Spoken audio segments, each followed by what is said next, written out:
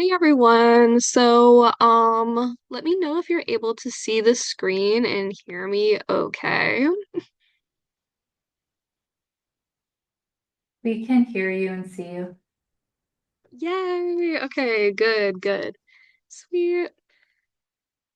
So, uh, hey everyone. So this is Studying Smarter, Active Recall and Space Repetition presented by SARC.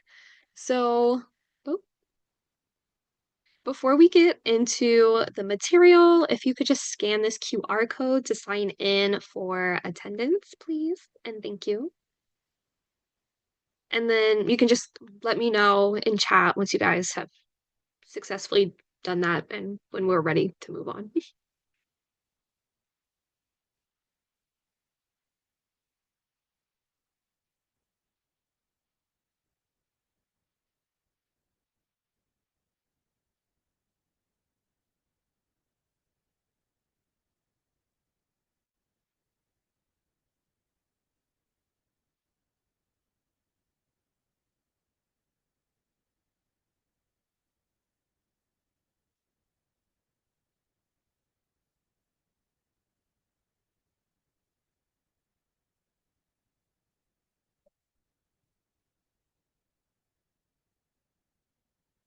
Okay, I'm gonna give us about 30 more seconds and then we're gonna continue forward.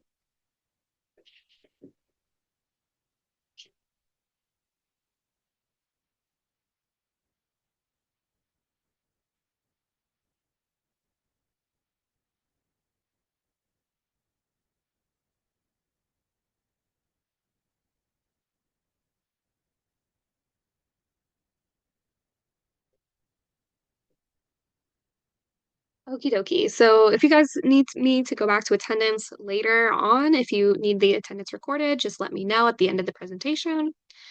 A few of the things that we're going to be talking about today is first, we'll start off with some definitions of what is spaced repetition, what is active recall. Then, we're going to talk a little bit about why it's so successful and why it works. We'll talk about specifically the Feynman technique, and then we'll talk about a few applications of how you can apply all these definitions and things that we're learning to your studying.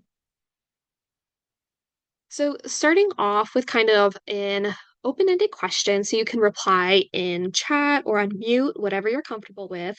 So, what is you guys' current understanding of what active recall and spaced repetition is? And so, this could be in like definition form, or if you think you have like an example of how you've used it in the past, feel free to put those in the chat. Let me pull up chat while I'm at it so I can actually see your responses.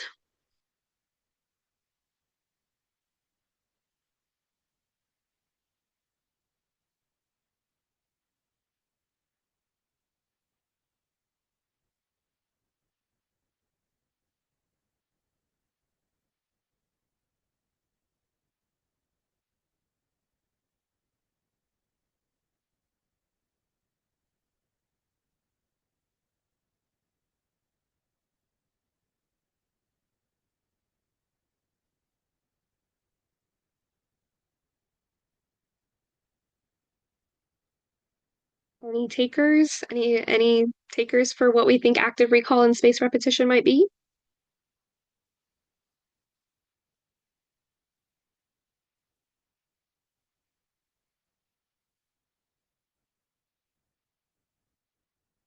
Okay, thank you. So, Yago in the chat says, I think that active recall is using the cognitive functions only to recall information without explicit reference. That in turn is very intensive, though it is seen as effective. Thank you. Very good definition of active recall there. And you touch on a very important part of it, which is it's relying as much as possible on information that we can recall without any outside sources. So it's definitely a kind of tough and rigorous form of study, but it's going to be super, super helpful. So, with that, let's go ahead and get into some of our definitions. So, as you mentioned, active recall is a type of studying where you force your brain to remember key details rather than relying on passively intaking that information. So, what are some forms of like passive intake of information? Well, that's going to include things like rereading your notes and your slides, listening to your lecture recordings again, or highlighting sections of the textbook. And so these are all forms of studying that are really, really good at making us feel busy, but there's very little interaction and engagement with the content itself. So it'll be super easy to just forget it again. I'm sure we've all sat in on a lecture before and you're kind of listening, but maybe if you're not actively writing notes or jotting anything down, by the time you leave lecture, you might not remember much of what was covered or what was said. And so that's an example of the passive intake of information. So active recall is going to be trying to actively avoid that passive intake and reinforce these different neural pathways, which we'll get into a little bit more later. Okay, so with spaced repetition is the process of solidifying that information into our long-term memory rather than trying to cram everything in right before the test. So the goal is to gradually lengthen the intervals between your study periods so that you're able to recall the information with very little effort or outside assistance. So, as a summary, active recall shows us how to study, while spaced repetition is going to be our guide of when to study. Does that make sense? Any questions about those definitions or the differences?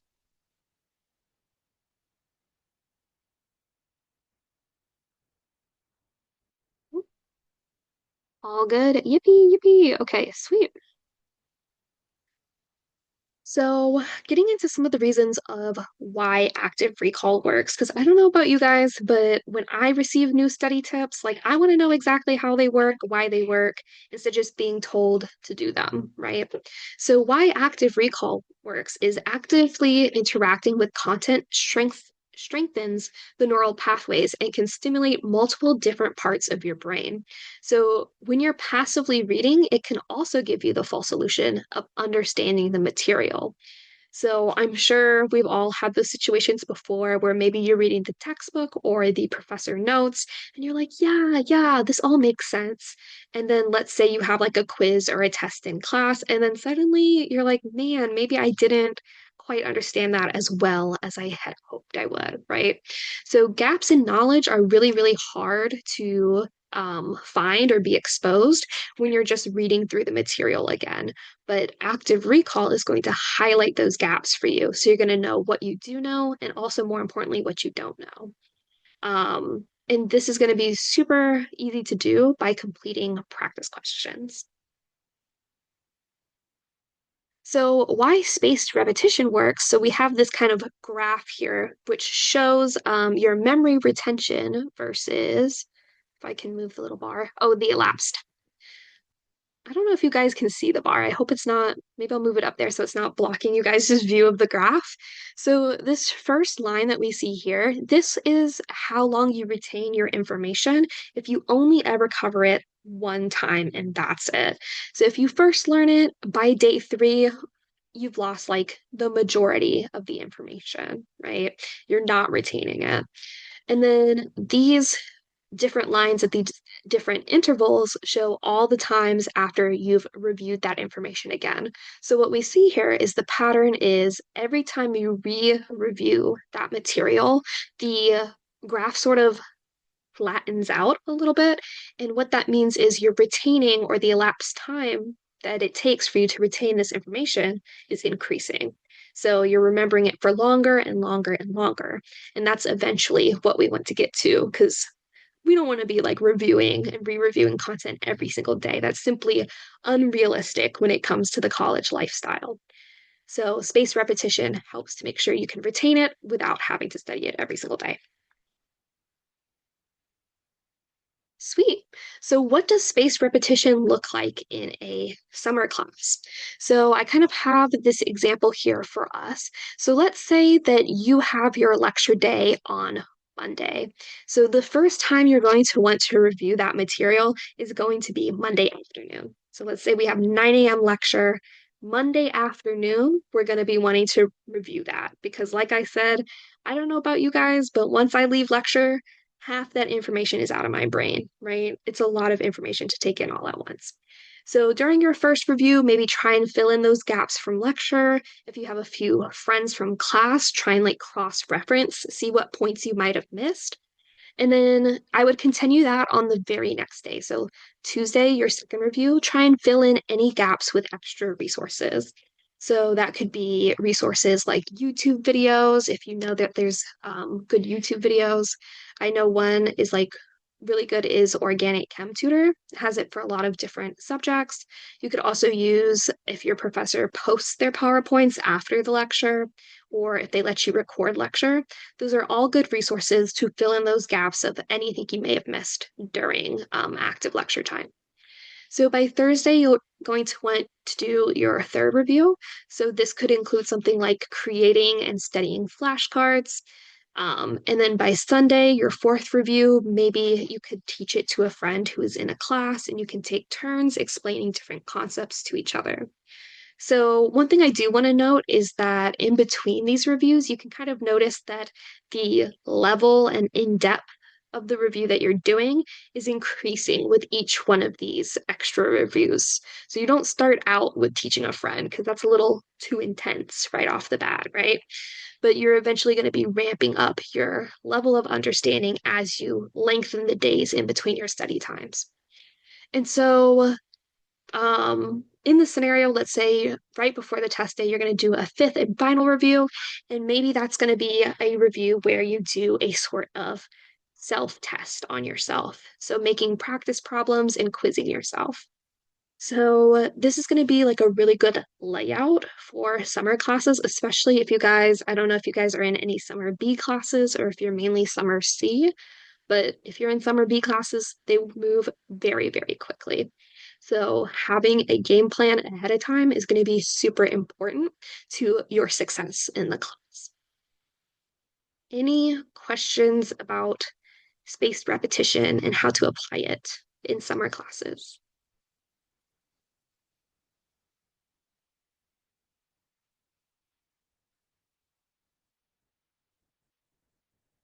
Going once, twice? Okay, sweet.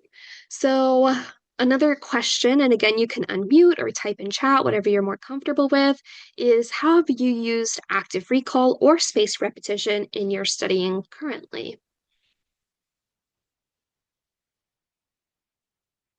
Or also, if you haven't used it yet, that's also okay.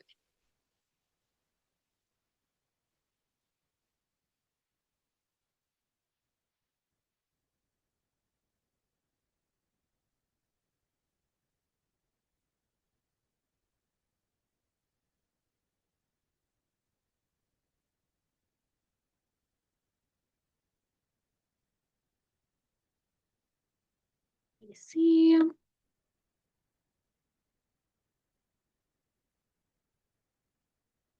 Someone said I tried to implement both, but I didn't follow it. I usually have somebody quiz me on the information. Ooh, having someone quiz you is really, really good. But I do like that you mentioned that you tried to implement both, but sometimes it can be really hard to follow, especially when we're in these summer classes where everything is moving so quickly. It's so much easier to be like, yeah, this is what I'm gonna do, and then actively applying it can be super tough because life gets busy. So, keeping that in mind, as the presentation moves on, I will include some tips of how we can make this like realistic and applicable to a busy like college reality. So, very good point that you bring up. Okay, so now we're going to talk a little bit about the Feynman technique. So basically, the Feynman technique relies on this principle that there's a learning pyramid, right? And so with this learning pyramid, each step we go down the pyramid is a deeper understanding that we are getting of the material and how it correlates to the average student retention rate. So we can see here at lecture, man, like you're retaining like very little of that. If you're reading the material, you're probably retaining like 10% of it. If you have some sort of audio visual, so let's say you're watching Organic Chem Tutor, you're probably retaining about 20% of it. 30% if there's some sort of demonstration.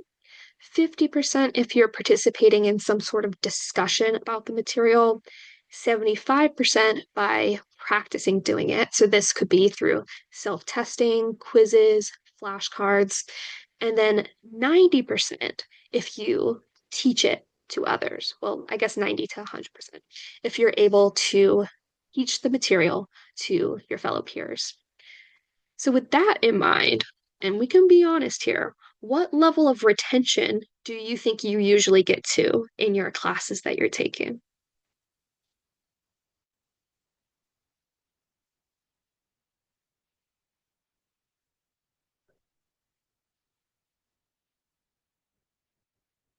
Okay, we got 20%, 67%. That's a very specific number. Any other takers?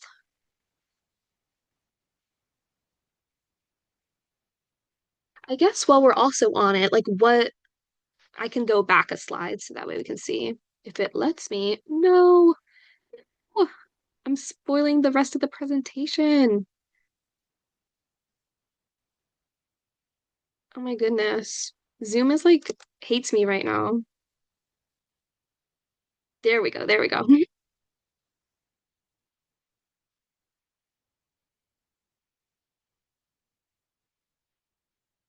We go back to the pyramid. You guys were saying 20% and 67%. Does that kind of match up with what level of studying you were doing? So, for example, if you're getting to 20%, would you say that you mainly stop at watching the YouTube videos and you haven't really tried the practice tests, or does it not quite align?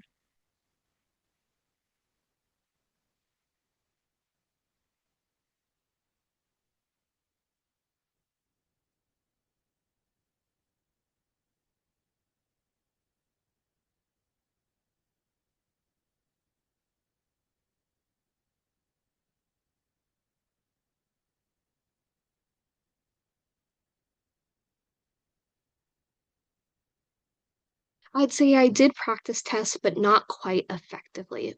That's a very good point. It can be easy to practice the easiest material I find. I used to do this all the time when I was taking classes like organic chemistry. I would do all the easy problems and it would give me a false sense of security. I'd be like, oh my gosh, I know this material so well. And it was because I was scared to do the harder questions.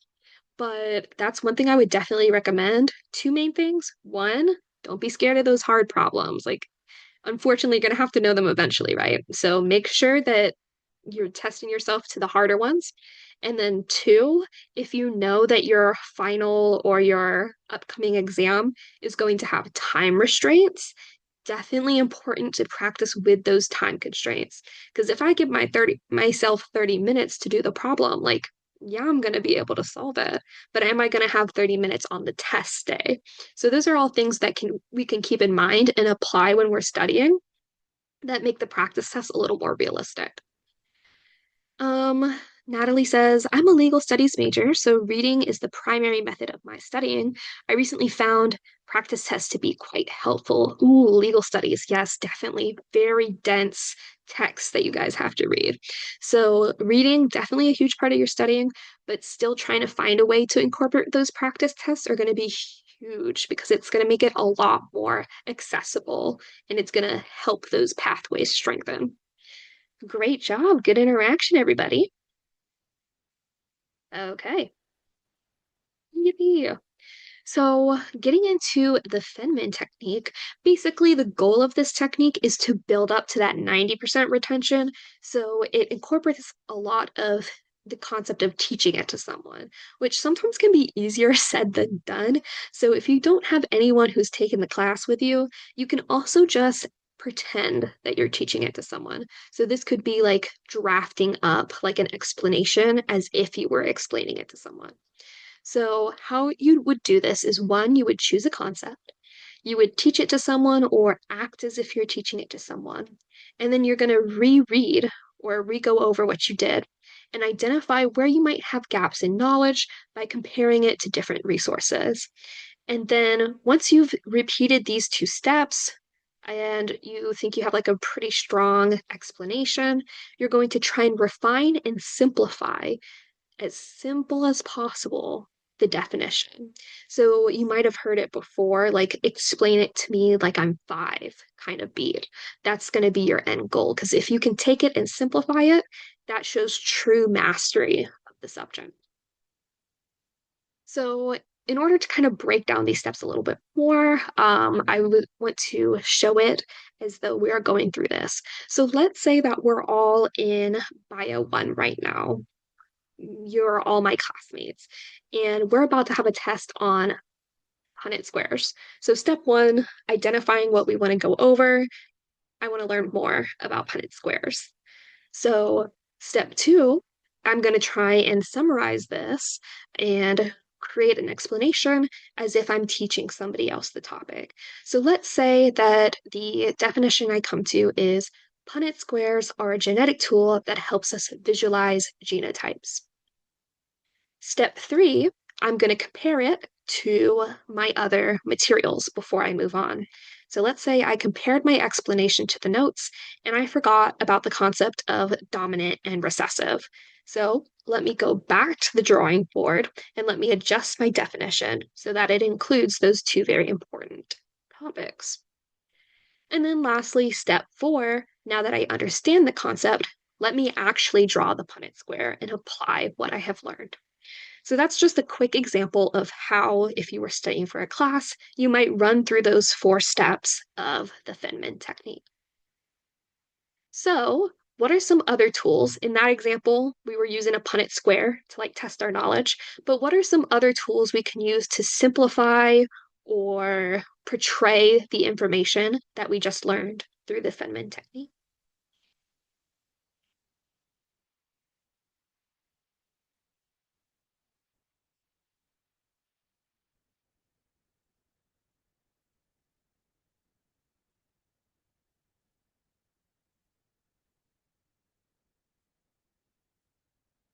So these could be things you want to use or things you have used in the past to simplify, organize information.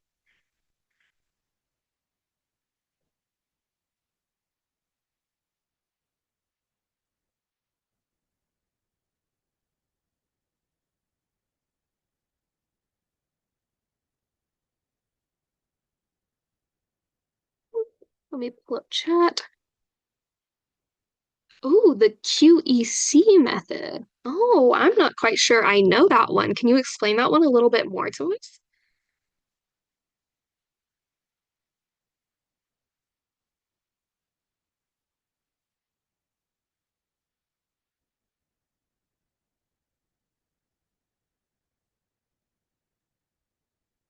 Generating a question from the topic. Ooh, I love that one. I like that because it's twofold. Oh, and then listing evidence. Perfect.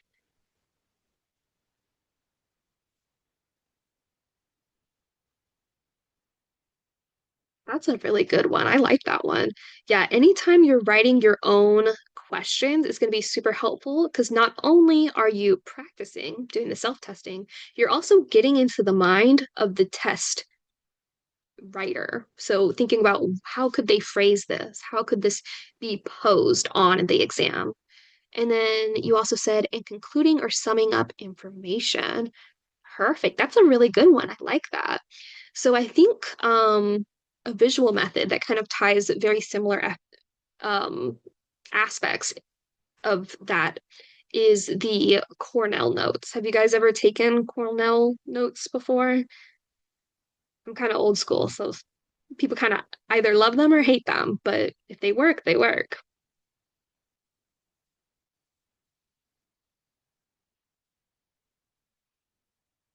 So Cornell notes are when you kind of have, oh, Natalie says I have, they're a classic. I know you either love them or hate them.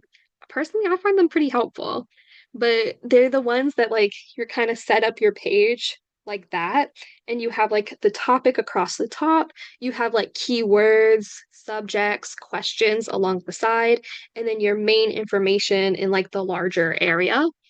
And then traditionally, Cornell notes also have a summary at the end. And so typically when I do my Cornell notes, I incorporate the summary as part of studying. So if I go back and I do want to reread those notes, I gotta make sure I'm having active interaction with them. So I'm like, okay, at the end, I'm gonna rewrite a summary of everything I just read to make sure it's actually sinking in. And I find that pretty helpful. Sweet. So another way we can kind of summarize and retest ourselves is through flashcards. And so, in the past, I used Quizlet a lot, but I know now there's like some difficulties with using it because a lot of the best features are behind a paywall. And I don't know about y'all, we're college students. I'm not trying to pay to make some flashcards. So, another resource you can use, which is 100% free, is Anki. So, Anki is a free flashcard system that uses an algorithm to help you recall content quickly and consistently. So, it's founded on the basis of active recall and spaced repetition.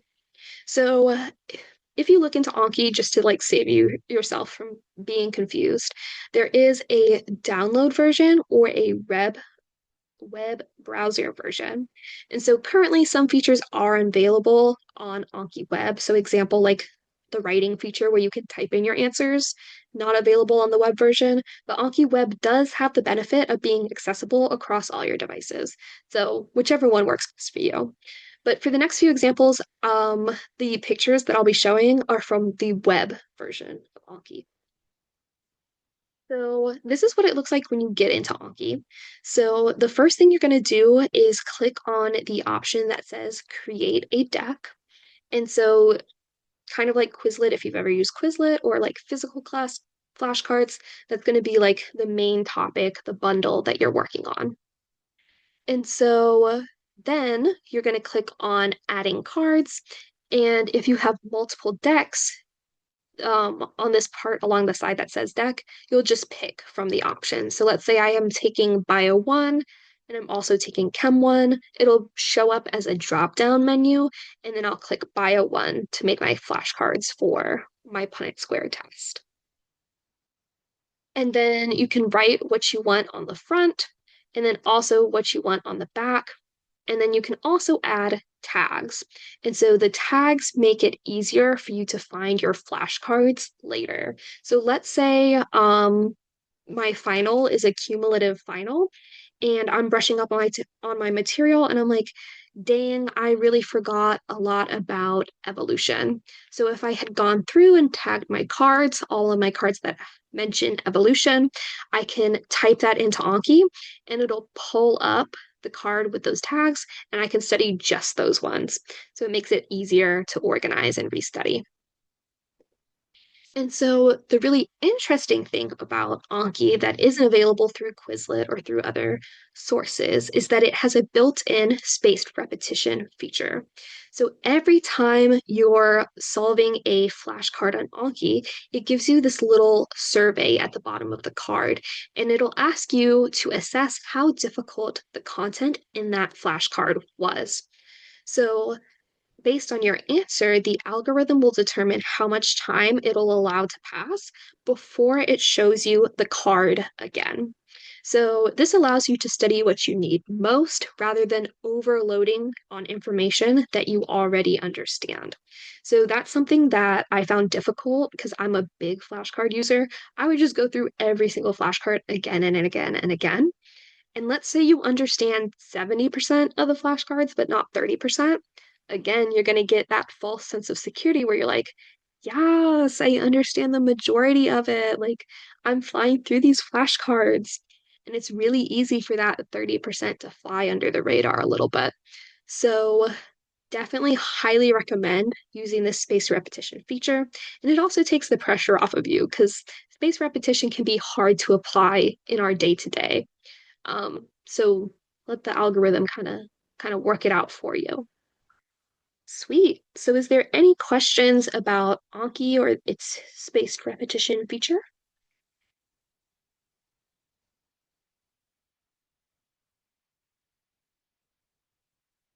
Not sponsored, by the way. I just think it's a really neat tool.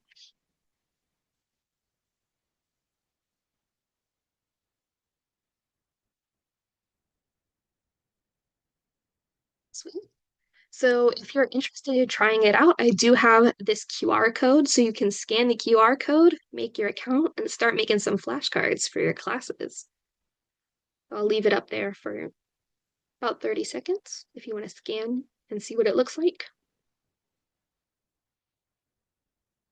And again, this is for the web version, so they do have a version that you download, kind of like an app onto your computer. And that unlocks more features. So if you're someone who really likes to type out the answers and that really cements it the best for you, um, that stuff you can unlock by getting the full version, which is still free. It just has to download to your computer.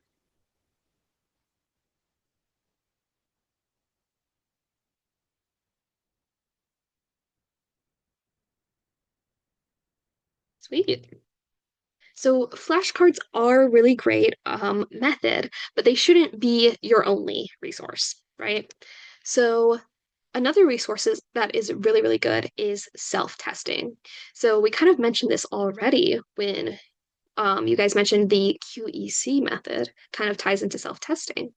So self-testing is creating your own practice problems and solving them. And that definitely is going to help strengthen those neural pathways because this helps you think about how questions may be posed on the exam as well, getting into the mind of the people writing the questions. And so for conceptual classes, try and give yourself, oh, there we go. They're motion activated lights. So for conceptual classes, try and give yourself a short response prompt and write it out as if you're writing like a free response question. And also, really important thing that some people don't realize is that a lot of your textbooks will have multiple choice problems throughout chapters.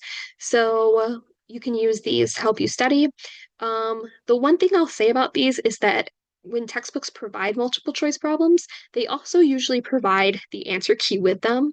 Great to check your work, but make sure not to check the answer key until you've already solved it. And I know it sounds silly, but I used to do that sometimes. I'd be like, let me check the answer real quick, even though I'm not done yet. And I'd look at the answer and I'd be like, yeah, I would definitely get to that eventually. Would I, though? I don't know. So make sure you're not checking until you fully, totally solve the problem through. Okay, so now we're going to have a little bit of a discussion. So, what we're going to do now is I want you guys to share in chat how you plan to apply some of these study tips to your current classes. And I want us to be specific and purposeful about this. So, I want you to try and frame it as what we call a SMART goal. So, this kind of helps to make it more achievable.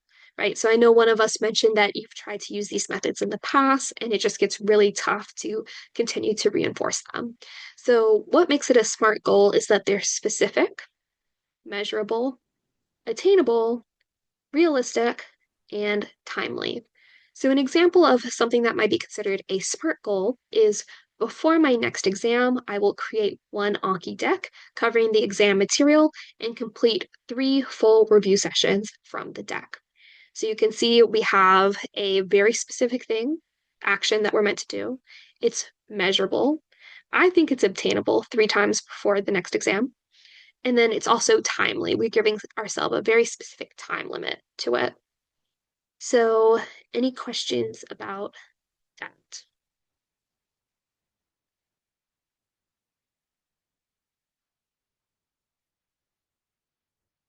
Sweet. If not, I want you guys to brainstorm a little bit and then put some of your SMART goals in the chat.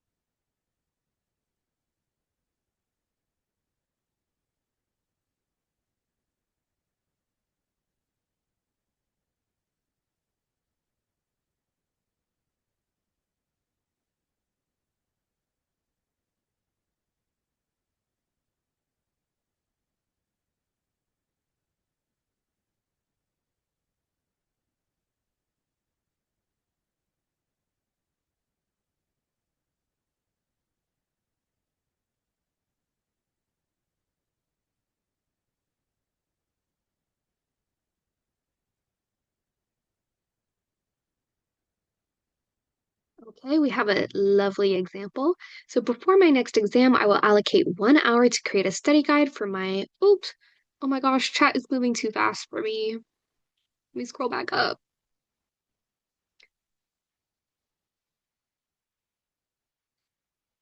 Before my next exam, I will allocate 1 hour to create a study guide for my art history class in the library on the fourth floor. Ooh, I really like that one too, because you're setting out a specific space. So you're setting up the environment that you know is going to be good for you to study in. And also, art history, a lot of memorization, I know with that one. I took AP art history, not sure how different the content is, but if it's anything like AP art history, I think they had us memorize like 300 art pieces. Flashcards, Anki, I think they're going to be your best friend on that one for sure. Okay, let's see this other one. Before my upcoming exam, I'll use the Fedman technique, nice, to articulate my thought process on specific topics or subtopics. Following, I'll create an Anki flashcard deck for the subjects where I struggled to express my ideas within. 30 seconds in front of a mirror. Ooh, practicing in front of a mirror. That's a good one too. I really like that. Ooh, and you're using Anki. I love to see it.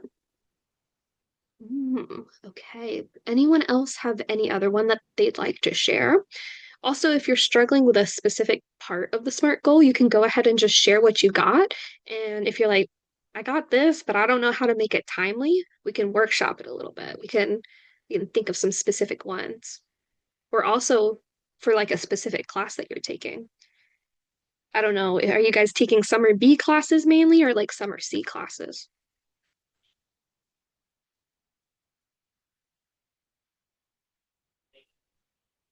She's on the call.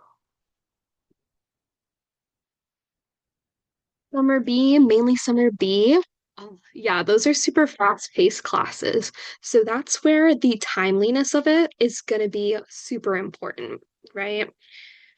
Because what do we have, like 6 weeks, and we're already on like week two?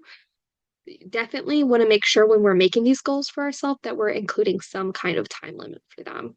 And then, do you guys know, are your classes mainly like concept based? So like a lot of free responses, or are they more like practice based, like a lot of black and white, multiple choice answers?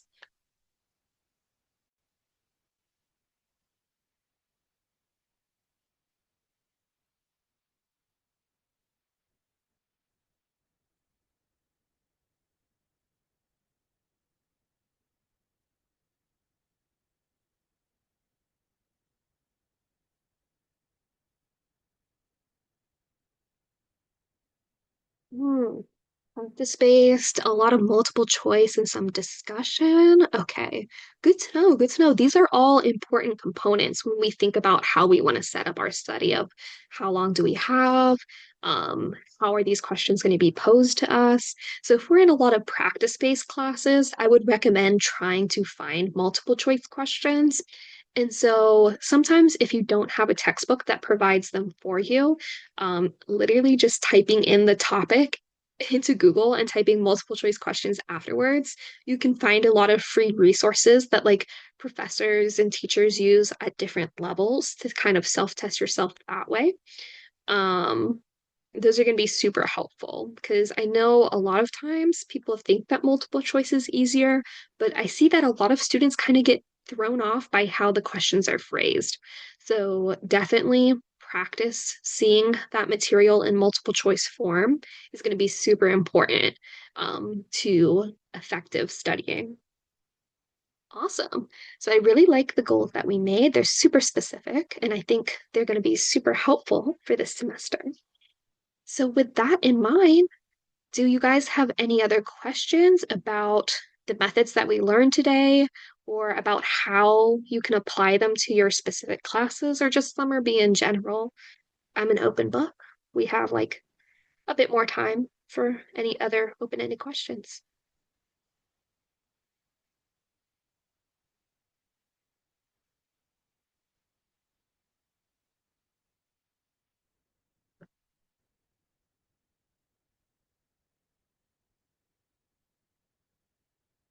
Well, if you guys stew on it a little bit for any other questions you might have, we also have a little survey just so you guys can fill it out, give us your thoughts. Hopefully, you found this helpful. Give us some feedback so we know what other workshops to offer to help you guys out.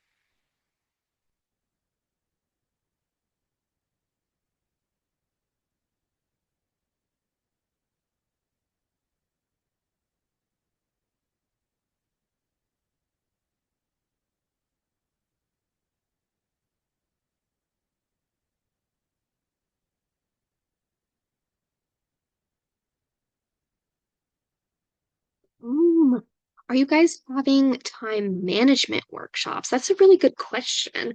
I'm not sure if we're doing any more live time action or time management workshops, but if it's not a topic that we're doing right now, if you go to the SARC YouTube, I'm almost positive we've done time management at some point.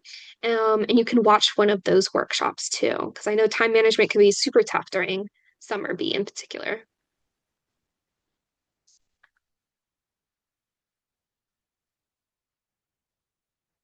Oh, also, yes, please fill out the survey if your attendance is mandatory.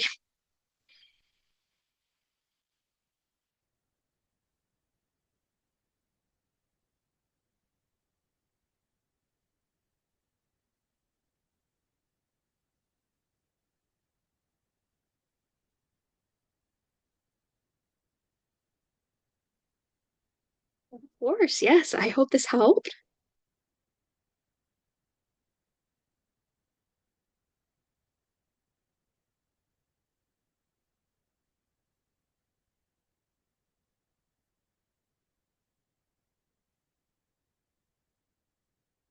But yeah, so this is all the content. So unless you have any other questions or you're still taking the survey, you're free to go.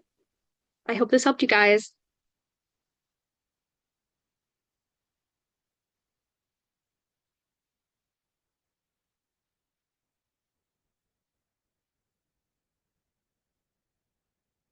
Of course, yes.